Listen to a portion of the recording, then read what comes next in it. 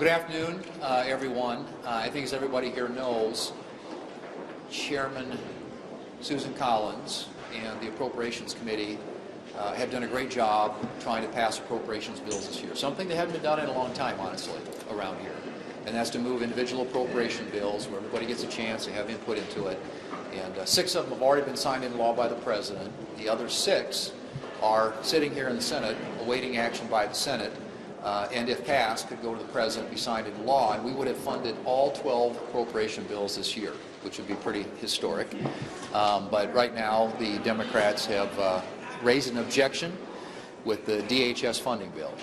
Now, the ironic thing about that, obviously, is that the DHS funding bill actually, if enacted, would spend less on ICE and some of the other things the Democrats are concerned about than would a continuing resolution, which would be a bill to fund the government for the full year at current spending levels.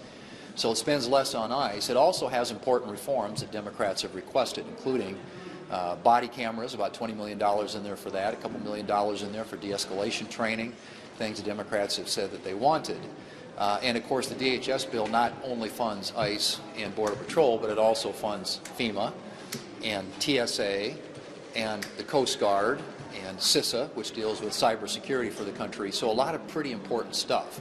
So those are all things that are included in the DHS funding bill as negotiated by Democrats and Republicans, both House and Senate, and voted and passed by the House last week with 341 votes in the House. Almost 80% of the House of Representatives voted for the package that we have available to vote on here in the Senate this week.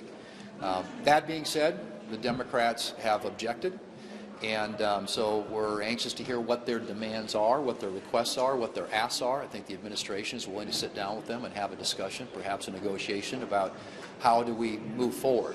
But the one thing I do know, and that is that a government shutdown is not in anybody's interest.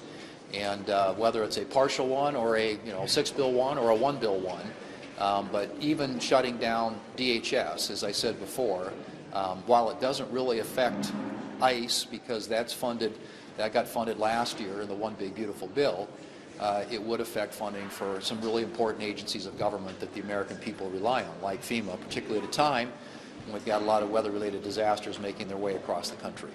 So I hope we can get this thing back on track. We need to fund the government. We have a bill sitting in the Senate today that does that, that if we pick it up and pass it, can be put on the President's desk, and all 12 appropriation bills will have been done this year. So that's the question before the House, and I assume that you will hear when the Democrats come out here momentarily what their requests are, what their asks are, because we've been trying to get that now for several days. What is it that you want? And hopefully they'll be able to articulate that so that they and the White House can sit down and figure out what the path forward here looks like. But I think it's really important, if possible, to do it here, not to have to send it back to the House of Representatives, where the future of an appropriations package, I think, would be somewhat uncertain. Senator Barrasso. Democrats are once again threatening to shut down the government, and Democrats are once again prioritizing illegal immigrants over American safety and American citizens. Remember, the Democrats are the party that want to defund the police, and now they want to defund our nation's security. If you shut down the government heading into this weekend, that means no money for FEMA at a time when half of the country is under the impact of this terrible storm, and another storm is coming. Shutting down the government also impacts TSA, air traffic control, all of those things. The Democrats will be causing chaos all across America. There are 6 appropriation bills in the Senate ready to be passed. The Democrats have had full input into all of them, and they've all passed the House. Overwhelming bipartisan numbers. Republicans are committed to working with the Democrats to keep the government open. It seems like a government shutdown here, a partial shutdown, would be different, however, because the federal pay period almost gets you to the middle of the month based on the timing here. The FAA and air traffic controllers, they've already gotten a paycheck and they still have some leeway. So the impacts fundamentally would be different. Not entirely. I mean, you still have the uncertainty that comes with it. I mean, yes, you may get this paycheck, am I going to get the next one? I mean, the last government shutdown, the Democrats put us into, they kept it going for 43 days. And, you know, honestly, it's not necessary. Government shutdowns don't benefit anyone. I've said this many times before.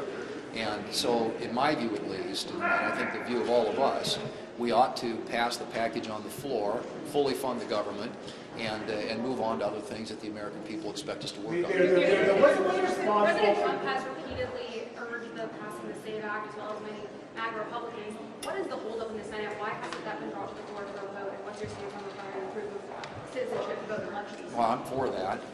I've co-sponsored the SAVE Act in the past. I think my understanding is that they are still modifying the bill. It includes right now a requirement that you be a citizen to register to vote, but it doesn't include a requirement that to vote you be a resident. So in other words, if you're going to have what we call voter ID or photo ID when somebody goes into the ballot box to vote, that's not currently covered in the bill. So that's being fixed and addressed, and I think the new bill that comes out hopefully will deal with that. But, I mean, at some point we'll have that vote. I'm for it. I think most of our colleagues in the Senate are, and I don't, you know, it hasn't had consideration in the relevant committee yet, but I know there's a high level of interest among our members in getting a vote on SAVE Act. It's responsible for the secretary to say that Alex Fletcher brandishing a gun and was a domestic terrorist and he was out to commit massacre, as other administrations have said, despite the video evidence of that incident contradicting everything they said. Was that responsible for them to say that? I don't, again, until the investigation is complete, and I'm all for an independent, full investigation to get the facts out and to make sure there is an accounting for what happened there. So there have been a lot of statements that have been made, I think many in advance of actually having the facts in front of us. So I'm going to refrain from saying anything about that until we actually have an investigation that's going to be completed. Do you see a viable off-ramp to the current situation? For instance, would you support 5 appropriations bills plus a CR for DHS while the negotiations continue? Those all are potential. I mean, these are all hypotheticals at this point, and I would reserve optionality to consider that. But I think the best path forward, as I've said, is to keep the package intact. And if there are things that the Democrats want that the administration can agree with them about, then let's do that. Because the challenge you have, as you know, especially right now with the narrow margins in the House and the Senate, is if the bill goes back to the House of Representatives, and and who knows what happens with it over here. If that bill gets split off, and maybe other people have other ideas about other amendments and things they want to consider. If the bill changes much from what the House already passed, then you've got another steep hill to climb over there. All of this just drags things out and delays us funding the government. And the longer that it's delayed around here, obviously, we end up in another government shutdown. So there are potentially, obviously, lots of different things that could happen. But the best thing to happen is the thing that we should do right now, and that is pick up the 6-bill package passed by the House of Representatives by an overwhelming majority and send it to the President for his signature. Mr. Leader, you still have confidence in Secretary Thune. Should she stay in her job, and you also have that same level of confidence for Stephen? Well, I've said this, you guys ask these questions a lot about different members of the President's team, and I have the same answer, and that is these people serve at the pleasure of the President, and it's important that the President have confidence in his team.